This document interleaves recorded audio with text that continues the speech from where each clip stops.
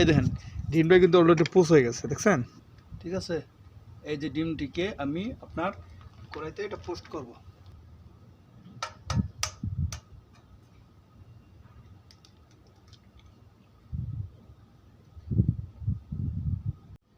আসসালামু আলাইকুম, সবাই কেমন আছেন? আলহামদুলিল্লাহ আমি ভালো আছি।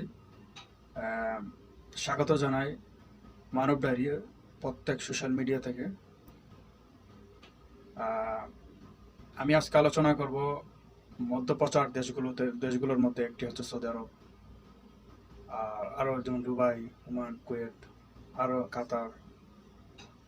তারপর আমি যেহেতু বর্তমান আমি আছি রিয়াদ সিটিতে, তো এখানকার গরমের সিজন এবং শীত সিজন সেটাই বলবো আপনাদেরকে। গরম আপনার চলে আপনার এপ্রিলের 15 তারিখ শুরু হয়, এপ্রিল, মে, জুন, জুলাই, আগস্ট, সেপ্টেম্বরের 15 তারিখ পর্যন্ত গরম, খুব প্রচুর গরম চলে। এখন বর্তমান গরম চলতেছে। আপনাদেরকে আমি একটু দেখাই। এই দেখেন কি পরিমাণ রোদ,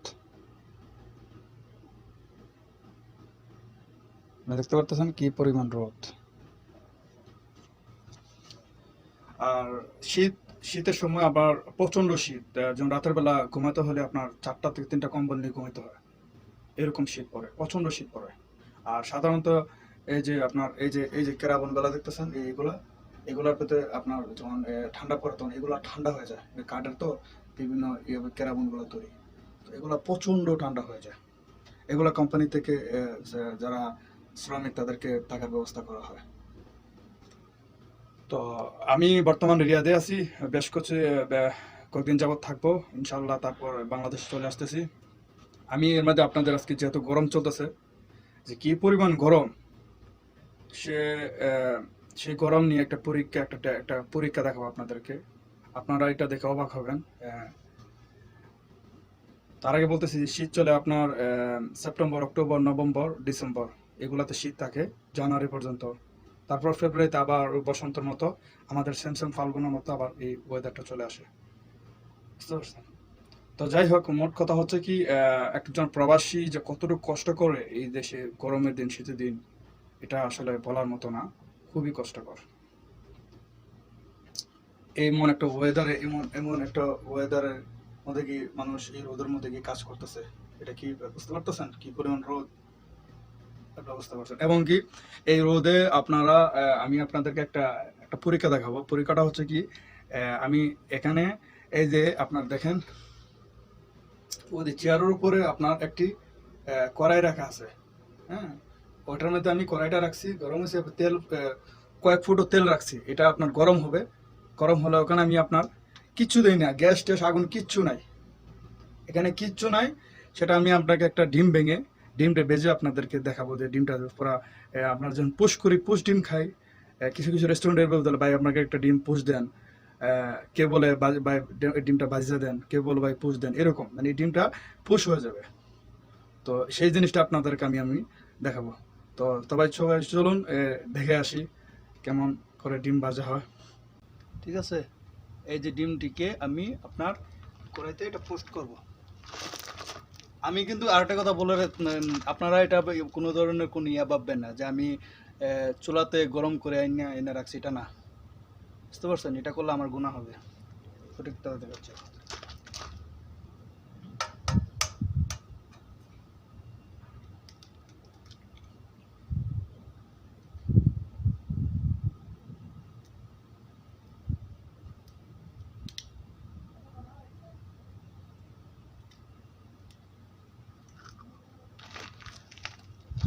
কিছুক্ষণ ওয়েট করতে হবে।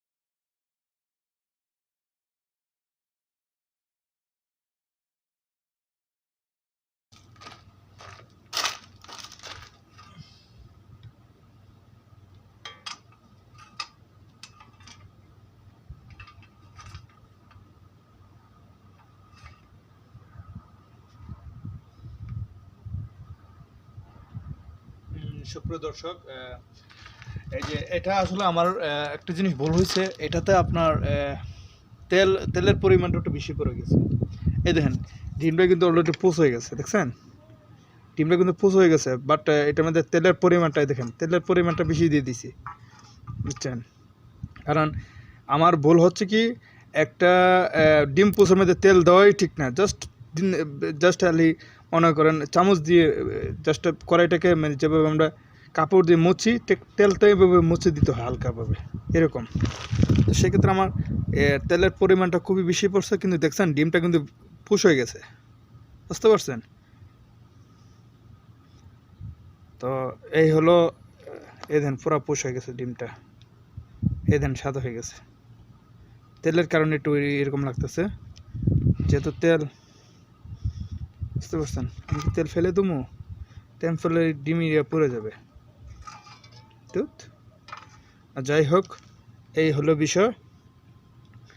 ডিম আপনার দেখেন যে চাকা বেঁধে গেছে, কিন্তু ইয়ার কারণে তেল বেশি দিয়ে দিছি। আমার তেলটা আসলে দেওয়া উচিত হয় নাই তেল, বুঝতে পারছেন? তো এই হলো বিষয়।